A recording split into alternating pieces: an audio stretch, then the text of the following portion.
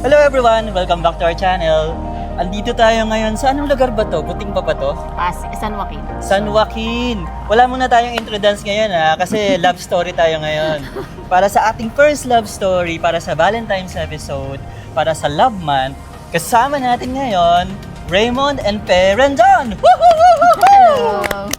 Bumati muna kayo sa ating mga viewers. Saan ba ka titili dito? Dito sa your camera. Hello. Good afternoon ngayon. Hi guys! Hello everyone! Welcome to IWAP! Ilan taon na ba kayong married? Mag 23 years. 23 years! Ang tagal na! So, pwede na maghiwalay. Yep, Charot lang. bantay lang ng expiration. Inspiration. What did you learn sa love? Sino mauna? Ay, Ako ba? alam ko na.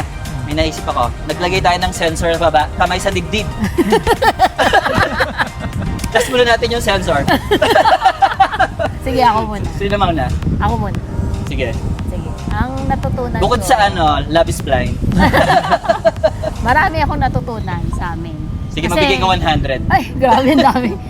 Kasi lumaki akong broken family. Ah. So, yung sa relationship namin, dami akong natutunan kung paano i-treasure or pahalagahan yung mga anak. Kunyari, nag-away. Yung iba kasi nag-away, hiwalay, gano'n. So, natutunan ko yon na unahin, prioritize yung mga anak. Kasi ayoko ma-experience nila yung na-experience ko. So, another one is, natutunan kong maging, ang tawag doon, yung magsakripisyo.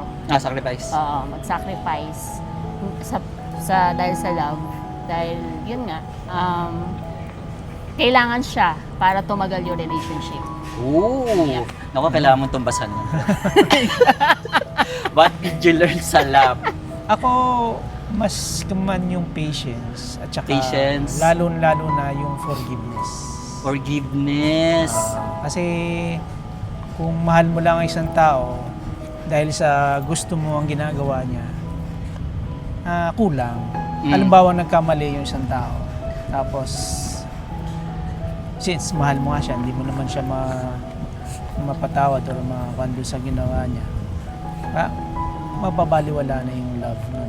Diba? Tama. Dapat mas mabigat yung forgiveness pag meron kang... Yun natutunan ko sa love. So far? So far. What's the secret? Kasi matagal na kayo, di ba? 23 years.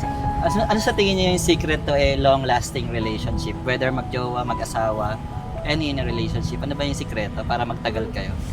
Sa akin,